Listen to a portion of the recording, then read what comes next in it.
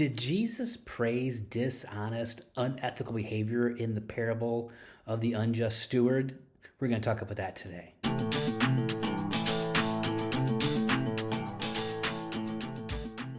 Hey, I'm Tim Kaiser. This is the Prophet Dare. Welcome. If you've been here before, thanks for coming back. If you are a first-time visitor, thanks for coming by. And if you are a subscriber, blessings to you. So today we're going to talk about what happens to be my favorite parable.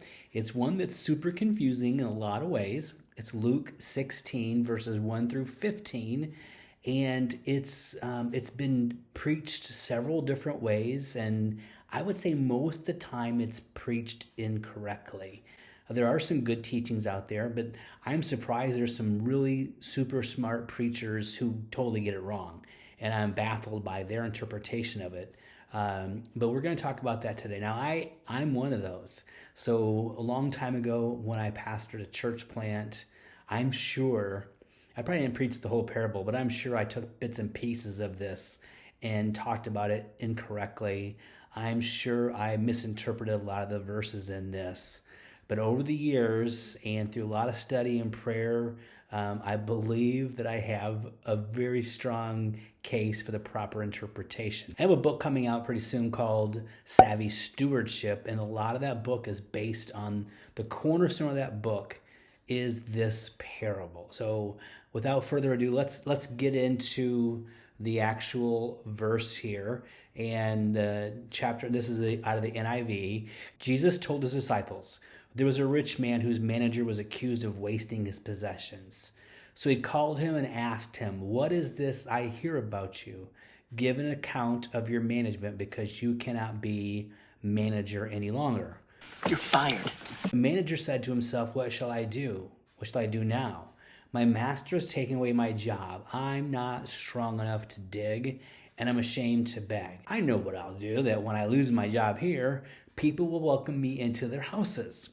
So he called in each of his master's debtors. He asked the first, 'How much do you owe my master?' 900 gallons of olive oil,' he replied. The manager told him, 'Take your bill, sit down quickly, and make it 450. Then he asked the second, 'And how much do you owe?' 1,000 bushels of wheat,' he replied. He told him, 'Take your bill and make it 800. The master commended the dishonest manager because he had acted shrewdly. For the people of this world are more shrewd in dealing with their own kind than are the people of the light. I tell you, use worldly wealth to gain friends for yourself, so that when it is gone, you will be welcomed into eternal dwellings. Whoever can be trusted with very little can also be trusted with much. And whoever is dishonest with very little will also be dishonest with much. So if you have not been trustworthy in handling worldly wealth, who will trust you with true riches?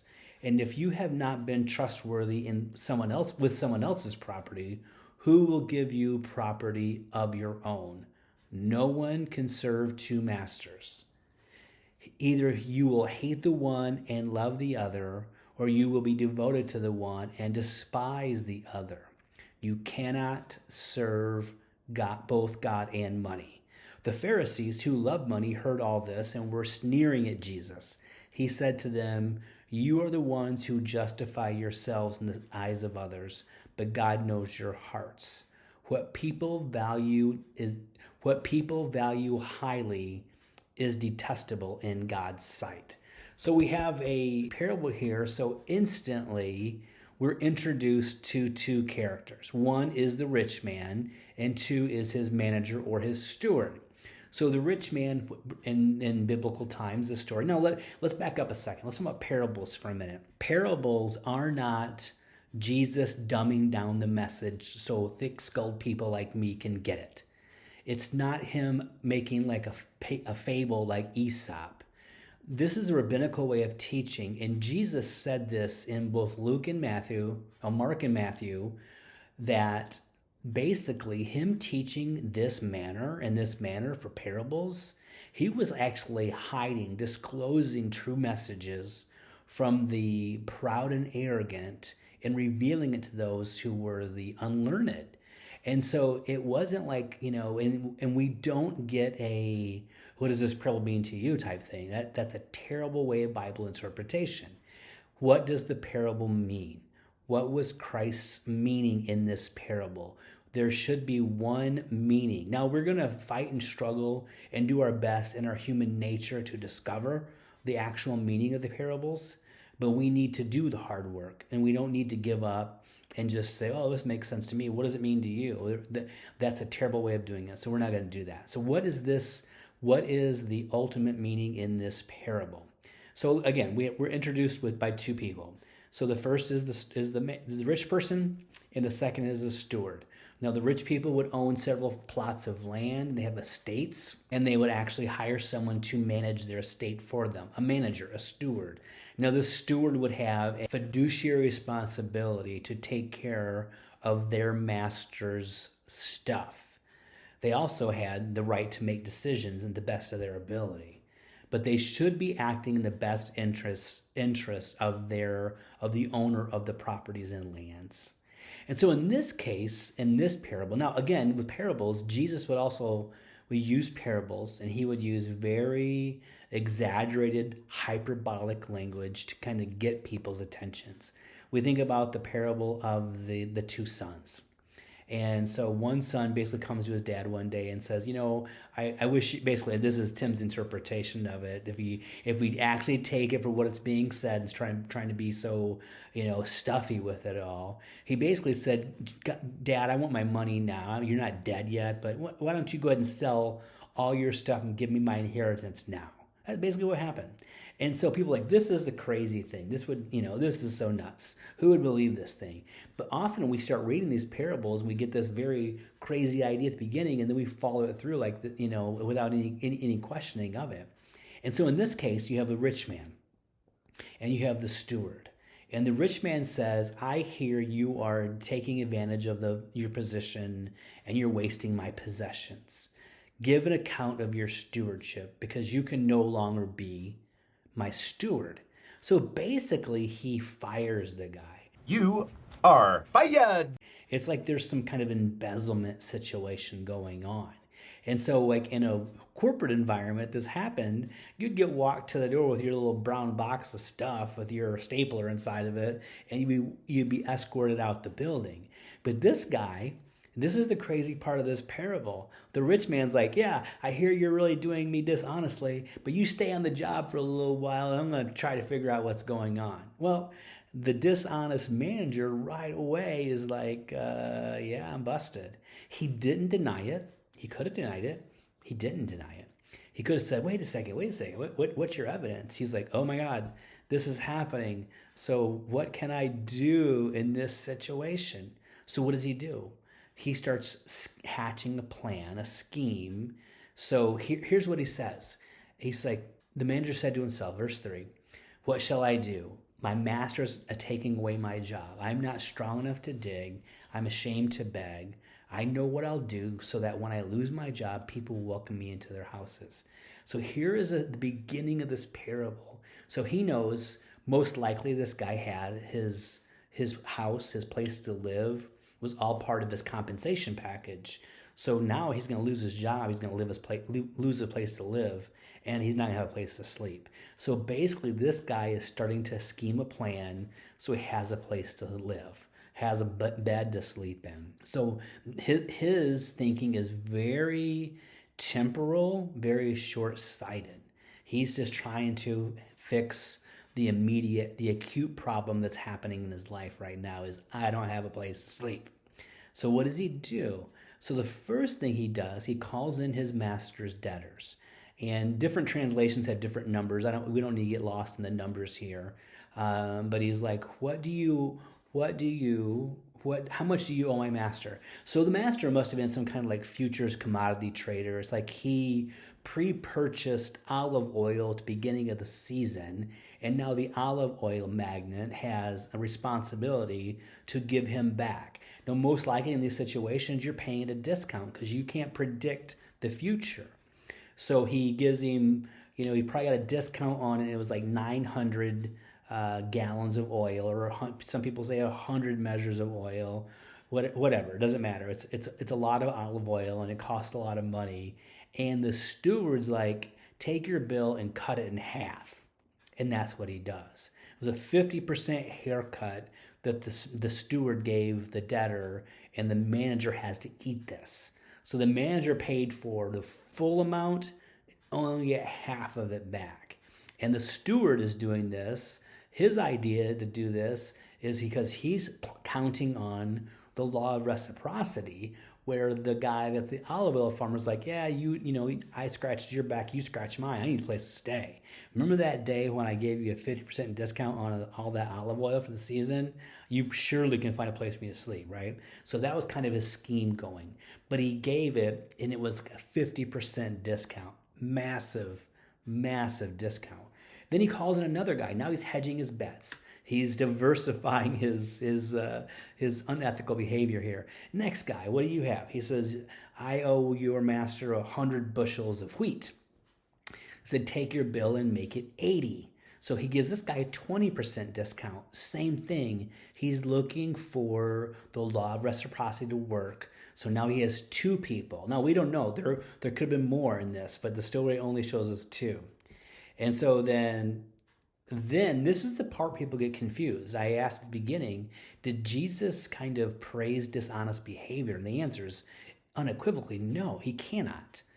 But the master, verse 8, the master commended the dishonest manager because he had acted shrewdly. For the people of this world are more shrewd in dealing with their own kind than are the people of the light. So the master here is not our master, capital M, Jesus. The master here is the person in the parable, the rich guy. This is the master. So why would he praise his steward? Well, first of all, he knew his steward was dishonest. He didn't know his steward was clever. He did not count on this guy being as clever as he was.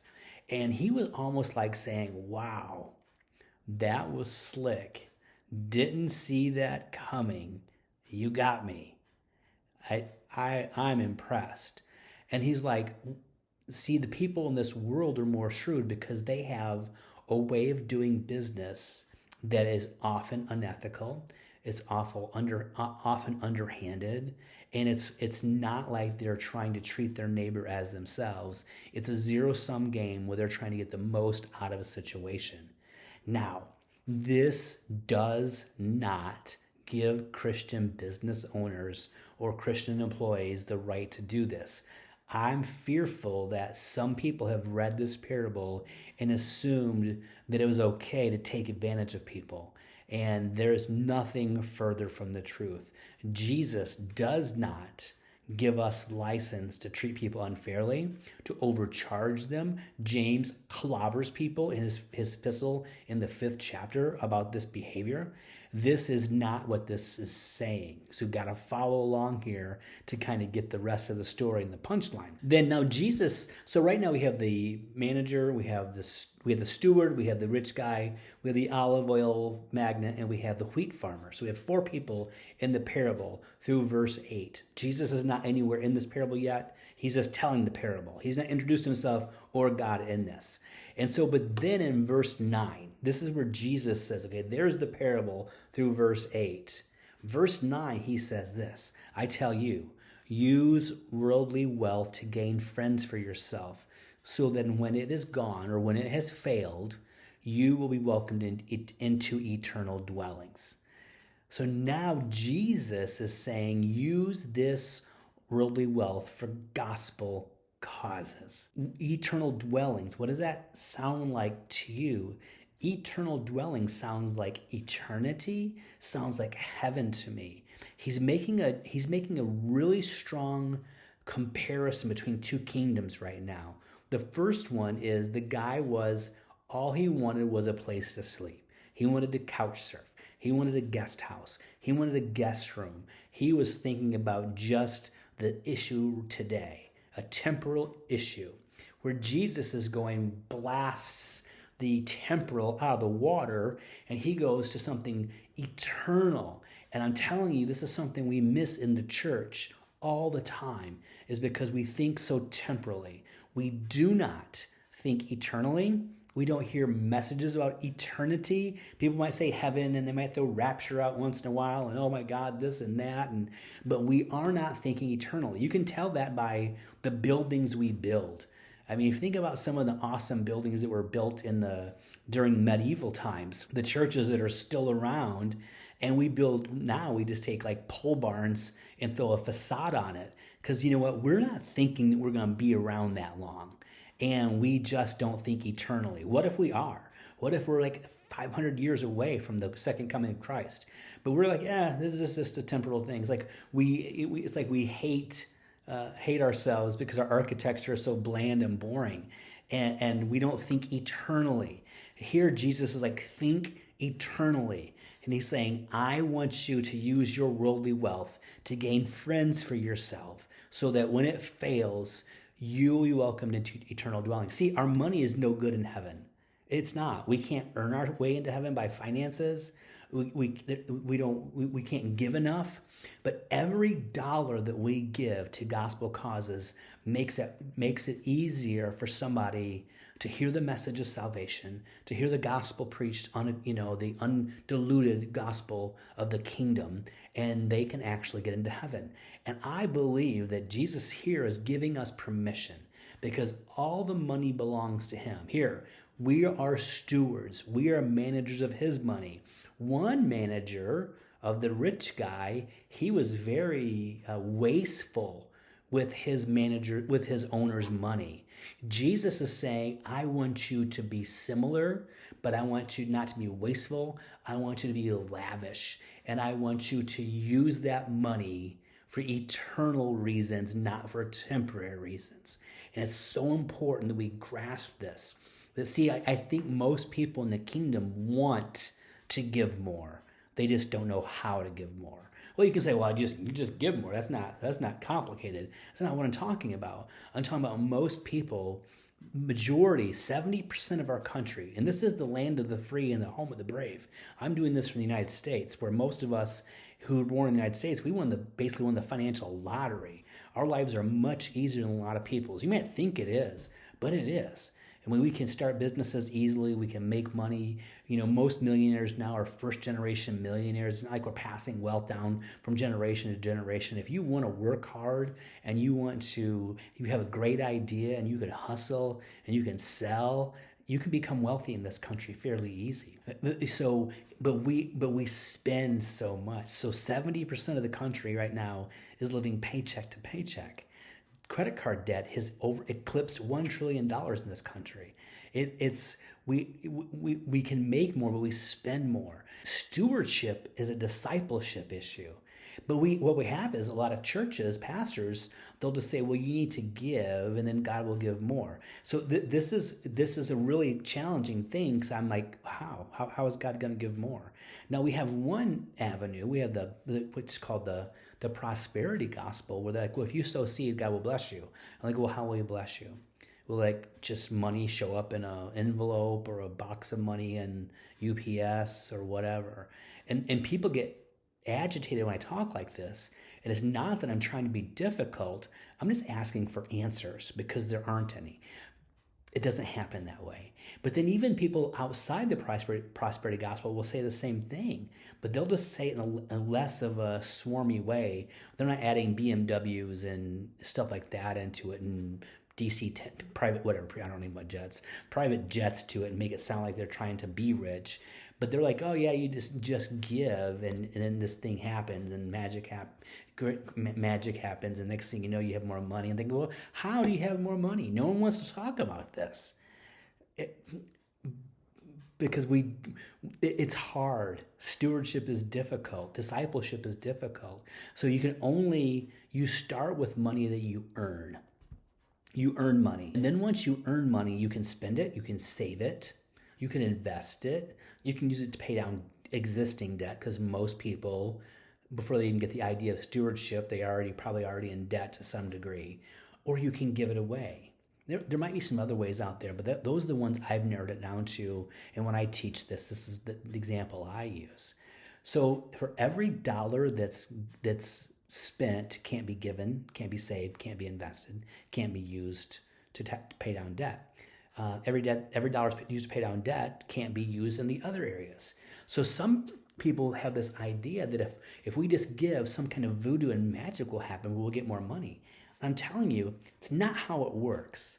It sounds great, prima facie, it sounds great. It's like, oh, this is awesome. This is how God works. This is the kingdom. It's how it works. He's going to bless me beyond all I ever ask or think, or he's going to pour out such blessing, I don't have room to contain it. I'm thinking, you guys, stop being so naive. You have to work, and then you have to make money, and you need to get pay raises, and you need to discipline yourself. You need to budget. You need to invest for the future, because most of us, I mean, I'm on the other side of 50, and eventually my body will give out, and I won't be able to work. I physically will be unable to work, or people won't want me around anymore because I'm old. I'm old, and I don't know how to hang out with young people. But I have to plan for my future. People say, well, just trust God. What does that mean? What does it mean to trust God? Do you believe the church is going to write you a check once a month because you were faithful and gave your, metric system giving to them? No, they're not going to. They're not gonna. And so trust, what does that mean to trust God? Do you expect God just to deposit money into your paycheck? He's not going to. It's just not going to happen. And so he expects us to plan for our futures. Guess what? Stuff breaks. So you have to be able to plan for a new roof or a new tires for your car or whatever. And you can't just all of a sudden say, I'm going to spend it all, I'm going to give it all away. You have to use wisdom. You have to use knowledge. You have to use understanding. You have to be disciplined. You have to work hard. You need to get pay raises and this. But we see people want to give more, but they have all these competing priorities, right? We have to buy stuff. We need to buy food and groceries and tires, like I said, electricity, gas for your car. You need to give to your future self, so you're investing something. You need to save for something in case, or help your kids go to college. And if you have, crazy debt, you're going to want to pay the debt down.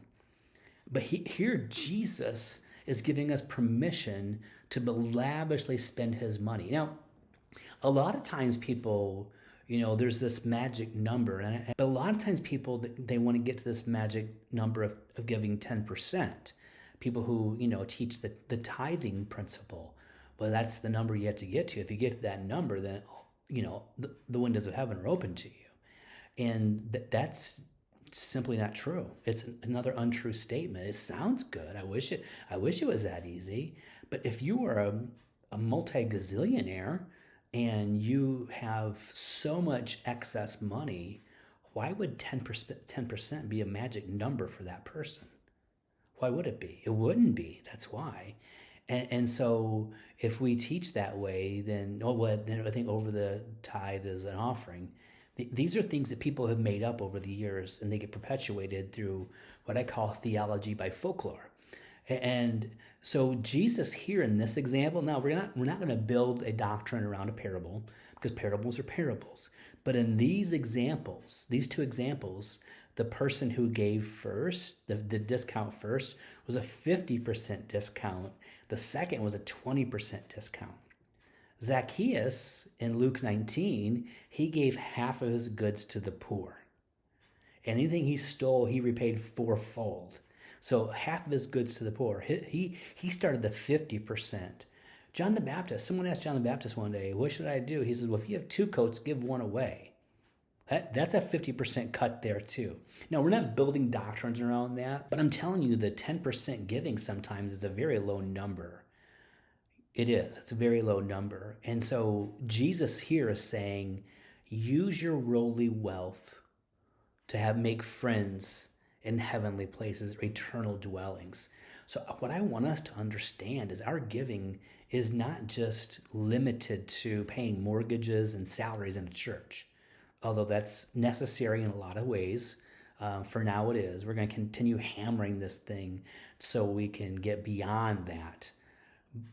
But we need to be able to give excessively and fearlessly. Fearlessly. Not just grudgingly or penny pinching ways. There is so much we can do. My wife and I, we're partners with a ministry that starts churches in unreached people groups, and it's amazing. So we were involved in a couple of church plants recently. So one was in the United States in one of the biggest cities in the country.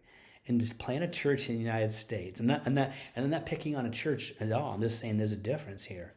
It was $250,000 to launch the church. And the church is doing fantastic. The preacher's a great preacher. He and his wife are doing a fantastic job, and they're reaching a ton of young people. But I'm telling you, it's expensive. But this other group we're partners with, we could start churches in India or some underground churches in the Middle East. For $300, we can plant a church. And so, and both are necessary. Both are necessary. But I'm saying you don't have to have $250,000 to make a difference. For $300, and that's what, a little more than, $20 a month, you can start a whole church in an unreached people group. I mean, it's possible. So those are people that we want to have friends, eternal friends, so that when we get to heaven, we bump into somebody from Indonesia that we don't even know. And I believe God's going to make the difference up for us. It's kind of like, hey, this guy, that $300 you gave to start that church, this person, his family got saved and got baptized and whatever, blah, blah, all this good stuff happened. And I want to spend a lot of times in heaven just talking to people that were touched by the worldly wealth that God gave me the ability to generate, that we were able to give. Now, we had to get to the point where there was margin in our budget to do this. This is one thing that frustrates me most about church pastors, is they just want to talk about just give. Even when you don't have it, give, because God can do more with 90 that's blessed than your 100 that's cursed, which blows my mind. It's a terrible thing to say. But they say it, and I've heard it from a lot of different people. So apparently it got into the Cliff Note version. Everyone got the same set of notes and they're singing off the same sheet of music. But we don't want to talk about how there's growth in salaries, and you chip away at debt, and you chip away at, saving stuff. And then you continue to grow financially so you can give more. So use your worldly wealth. Whoever can be trusted with very little can also be trusted with much. And whoever is dishonest with very little will be dishonest with much. So we start where we are, right? If we have, $5 and we're like, it won't make a difference. I might as well just go buy something with $5.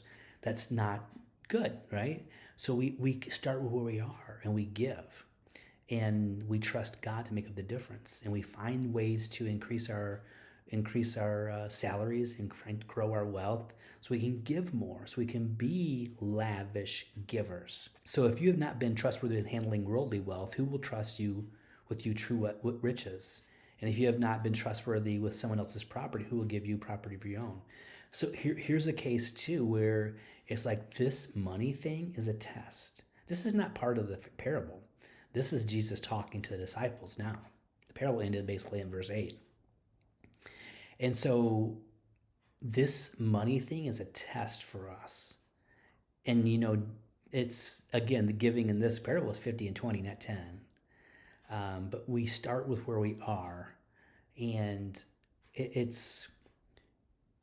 will we give to a place where we're like, I want to be a blessing to the body of Christ. No, Jesus, 2 Corinthians 9:7 or 2 Corinthians 8:9 says that Jesus became poor so that we could become rich. Now, a lot of people will argue that Jesus wasn't poor, but Paul, in his letter to the church in Corinth, says he was. So I'm going to say with Paul. You can make up all the stories you want about riding a donkey and having a one-piece cloak or a piece of clothing that made it sound like he was rich. But I'm telling you, I believe in that instance, 2 Corinthians 8, Paul was talking to the church in Corinth, was like a first world country, and he was talking about the Macedonians, who were a poor country. Macedonia was a poor country compared to the city of Corinth. And the people in Macedonia were much more liberal and lavish in their giving. He wasn't even going to take money from them, and they begged him to give money, and he did. And then he started using that as provocation towards the Corinth people and says, you know what, they gave, can't you give, can't you give? And he used that example. He says, Jesus, though he was, he became poor so you become rich. And he's basically saying, will you do the same thing? Will you make yourself uncomfortable financially? Do you have to prove that you're blessed? Do you have to prove that you're rich to say, oh, I'm the blessing of the Lord is on my life, and I have to do this. I have to live in a certain house and drive a certain car. I have to have a private jet, and I have to go on these vacations to prove that God's blessing me. But Jesus could have very easily built a financial kingdom empire on the earth, and he didn't. He constantly was giving radically and fearlessly. The night he was betrayed, when Judas betrayed him, he left. Everyone assumed he was going to give money to the poor. It had to be such a common occurrence. There's like, oh, Judas is going out and giving more money away. They didn't think anything of it. Giving was just a natural, organic, fearless, radical behavior in the life of Jesus. So how about this? So no one can serve two masters. Either he will hate the one and love the other, or he will be devoted to the one and despise the other. You cannot serve God and money. It's interesting. He says you cannot serve God and the devil. He says you cannot serve God and money. Money has a certain draw on us and a hold on our heart that it's inexplicable. I don't understand it myself, but it kind of gets us all, it traps us all in a certain way. And so we have to fight this thing all the time. Jesus says if you want to be a disciple, you got to deny yourself, pick up your cross daily, and follow me. So it's not about constantly living our best life now. It's not about doing all this great things in the kingdom and showing how wealthy we are, rich we are. It's about being obedient to him. You cannot serve God and money. And people say, well, it's the love of money that's the root of all evil, not money. Yeah, it is. But let's not get caught up in semantics here. But money has a draw to us. It has a pull on us. And we must fight it. We must crucify it. And we must crucify greed every single day. So this parable, so the Pharisees who loved money heard this and were sneering at Jesus. He said to them, you are the ones who justify yourselves in the eyes of others, but God knows your hearts. What people value highly is detestable in God's sight. So here, basically it's saying money is detestable in God's sight. Our mammon, our man-made money situation is detestable to God. And doesn't mean money is evil. It's a mode of exchange for us. It makes things easier in our life to do. But we can easily get dragged into this. And we must put Christ first above all things. And when money begins to take up residence in our heart and makes us make decisions that just aren't the best decisions, we have to nail it to the cross. And the best way to do that is to give. And I'm going to get back to this. I believe Christians want to give. I believe Christians want to give radically, generously, fearlessly, but they don't know how. Their finances for the most part are a wreck. And I want to help people in that. So I believe, should you wait till you can fully give before you give anything? No, I don't believe so. But I also don't believe that you should have to give an X amount of money based on a scripture that's interpreted incorrectly, just because a lot of people say the same thing. It's just, you should go according to 2 Corinthians 9:7. Now, if you're in a church that teaches that you have to give a certain amount, you have to give X every paycheck and before taxes or whatever, and you're part of that church and you submitted to that, I'm not trying to get you to change the way you believe. I'm asking you to look at the Bible yourself, but I also know that concept is a very emotionally and theologically charged situation. And I've been on both sides of it, and I have a very firm belief system in that right now. And I believe 2 Corinthians 9:7 is the proper way of giving, that we should give as you purpose in your heart. God loves cheerful giving, and he never has put a specific dollar amount that we have to give in these situations. Now, the temple tax was a very specific amount that had to be given, and we don't have the temple tax anymore because we don't have a temple anymore. But I believe free will offerings are given in a way. Now, some people say, well, if you don't make a minimum, people will give way below that. Well, that's not true. That's not true because I don't ascribe to the metric system of giving, and I give a lot more than that. And I'm just trying to say that out of pride because couldn't always do that. But I give what I believe is in obedience to God, and it's all His. I'm just managing it for Him, and I want to make sure I'm giving it to the right spots. I mean, I get really excited when I see videos of people in the jungle baptizing people, digging holes and baptizing people. I mean, that's fun to give to. It's fun to find out there's college students getting saved in our country and worshiping God and going to prayer meetings at 6 o'clock in the morning, 5 days a week. I mean, I don't have a problem giving to places like that. It's not like I don't even think anything of it. God's like this is a good thing, right? God, should we give here? And God's like, yeah, give there. No, He doesn't say that, but is it wrong to give? I don't think it is. So we this parable of the unjust steward is God, Jesus, is comparing two kingdoms. He's comparing the kingdom of light and the kingdom of this world. The kingdom of this world, this guy gave lavishly, and the master was like, man, nice job. Jesus is like, I want you to be the same way, except for I want you to give for eternal causes. I want you to give to gospel causes.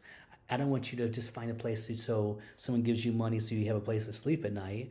I want you to give so people actually have a place to go in eternity that's not hell. And I really believe that's what we need to get to, is where we can learn how to get our finances in order.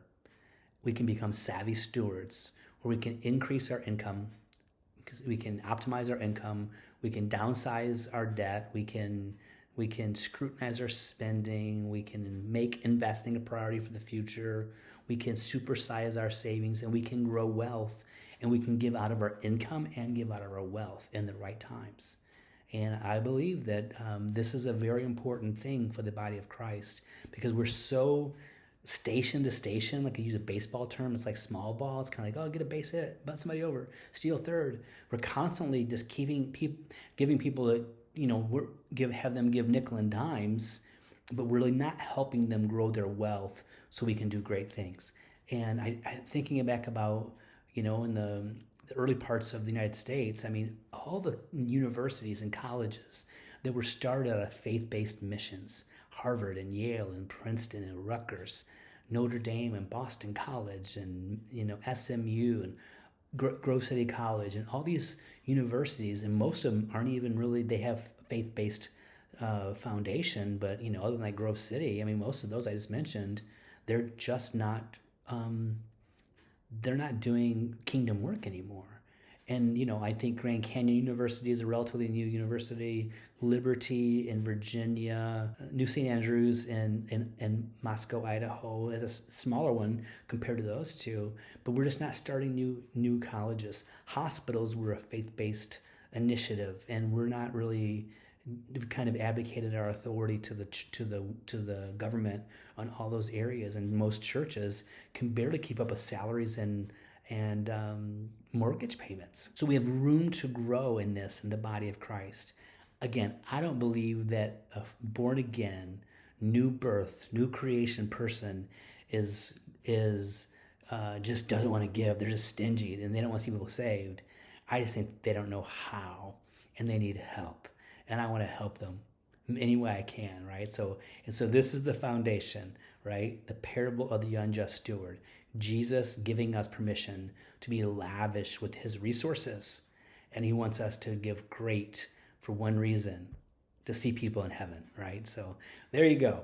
And hope this video has been a blessing to you. If it has, please like, subscribe, share, and comment. And I'll do my best to stay into the comments. And I will see you soon with a new video. Until then, I dare you to profit so you can practice and promote radical, revolutionary, fearless generosity. Blessings.